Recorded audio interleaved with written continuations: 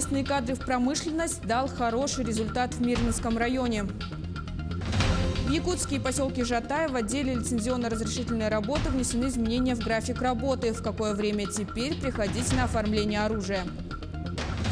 В честь 5-летия воссоединения Крыма и России в мультимедийном парке «Россия. Моя история» проходит ряд мероприятий, когда горожанам можно посетить музей.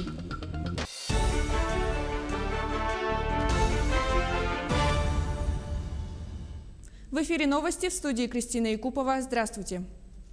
Государственная дума России приняла закон, запрещающий размещение хостелов и гостиниц в жилых домах. Закон должен был вступить в силу в 10-дневный срок, однако именно это и стало главным аргументом в пользу его отмены Советом Федерации. Сенаторы вернули закон на доработку, предложив установить срок начала действия с января следующего года, чтобы владельцы частного гостиничного бизнеса успели в надлежащем порядке согласовать и внести в свою работу все необходимые изменения, которых требует закон. На сегодняшний день в Якутске работают около 100 мини-отелей и 30 хостелов, находящихся в жилых домах. Владельцам предстоит пройти ряд мер, чтобы их помещение соответствовало всем нормам государственного надзора. И самое главное требование – перевести свои квадраты из жилой площади в нежилую юридически. Как считают власти республики, подобные ограничения снова откроют нишу для нелегального предпринимательства. На сегодняшний день предприниматели, многие, лично с ними общалась, брали ипотеку, открывали хостелы, делали звукоизоляцию. То есть на сегодняшний день они практически все соответствуют нормам, которые выдвигает Роспотребнадзор, не мешают своим соседям. Действительно, владельцев, взявших помещение в ипотеку для развития бизнеса, немало. Ирина – одна из них. Несколько лет назад, после первого тревожного звонка о запрете размещения хостелов в жилых домах, она сразу же провела капитальный ремонт. И теперь ее хостел соблюдает все стандарты и нормы пожарного и Роспотребнадзора. Однако возникают другие проблемы. По жилищному кодексу для того, чтобы перевести жилую площадь в нежилую, такие требования есть. Либо первый этаж, либо над нежилой площадью. Это у нас есть. Но мы не можем собрать подписи соседей.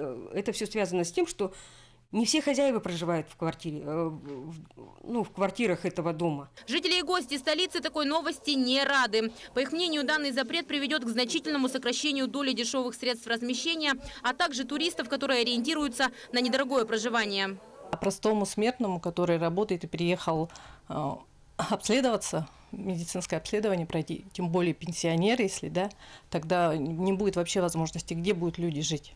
Я, например, против того, что закрывают хостелы. Если традиционные гостиницы стоимость, конечно, сбавят, тогда, конечно. Если, допустим, взять двухместные номера в традиционной гостинице, есть 4200 и более, да, а здесь 600 рублей. Таким образом, необоснованно ужесточенные требования и отсутствие переходного периода для приведения всех гостиниц в новые стандарты предоставляет риски для целого сегмента малого и среднего бизнеса, а также сложности для развития туризма в каждом регионе. Анастасия Данилова, Семен Семенов, Якутск. Перед сезоном весенней охоты в отделе лицензионно-разрешительной работы в Якутске и поселке Жатай внесены изменения в график работы по предоставлению гражданам государственных услуг.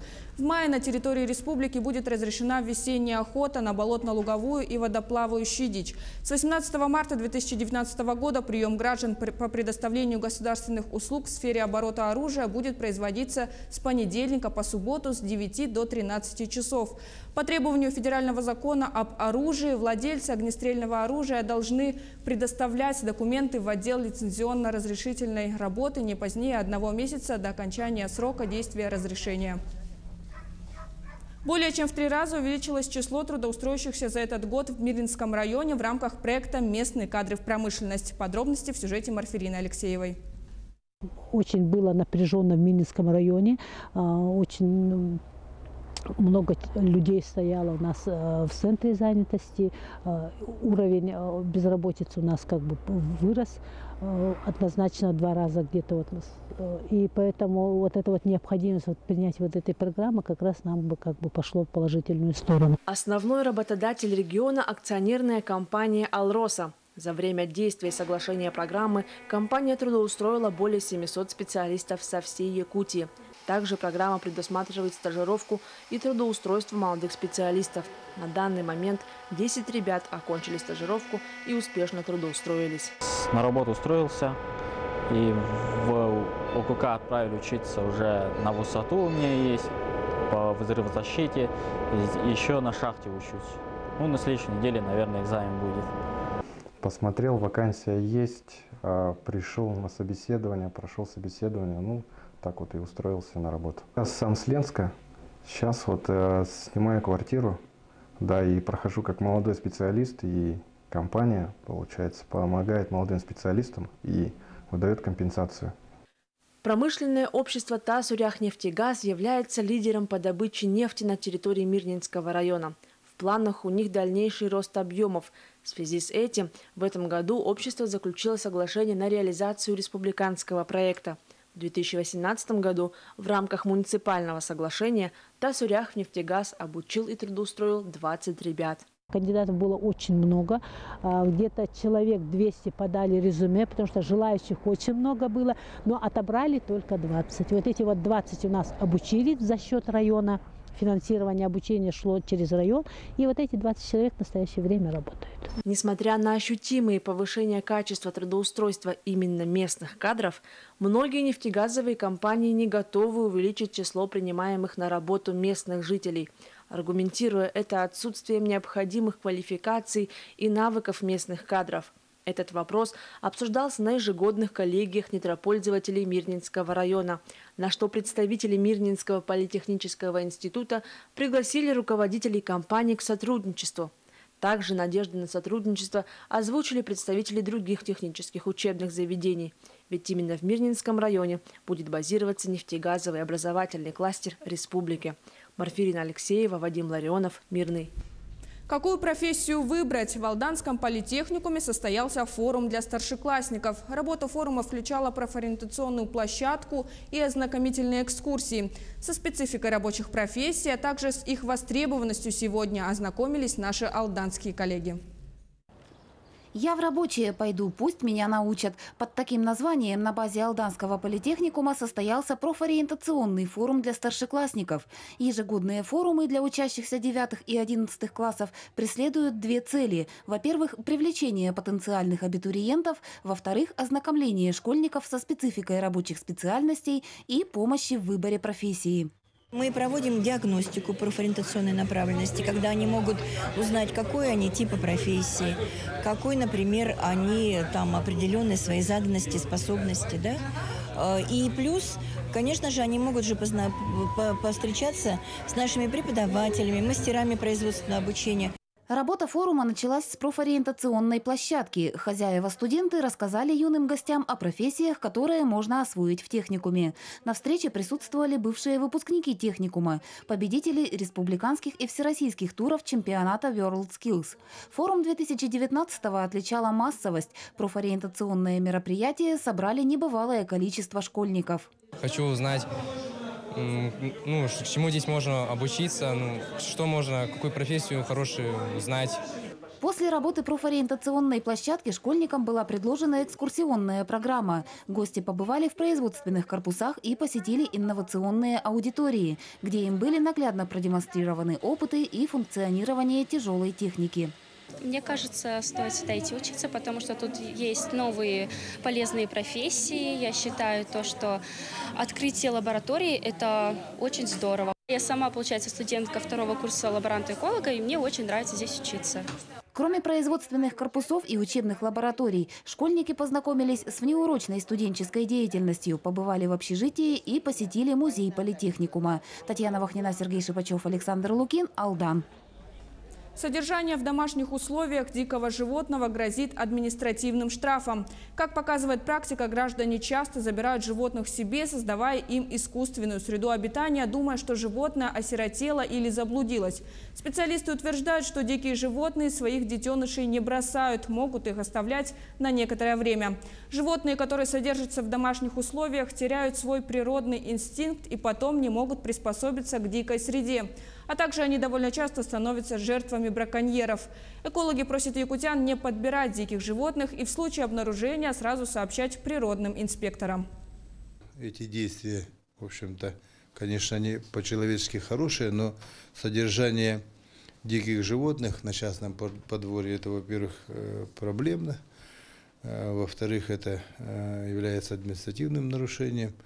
Ну и в-третьих, уже когда наступает момент, и человек отказывается и выпускает его в естественную среду обитания, он уже теряя свои рефлексы самозащиты и безопасности. Значит, правом содержания в неволе или в полувольном состоянии, или в вольерном содержании, значит, этим правом могут воспользоваться охотпользователи, у которых есть долгосрочная лицензия на пользование животным миром.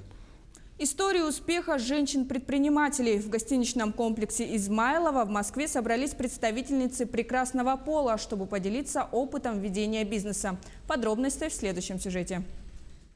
О создании условий для деловой активности представительниц прекрасного пола, снятии барьеров для бизнеса в целом говорили женщины, добившиеся успеха в деятельности своего предприятия.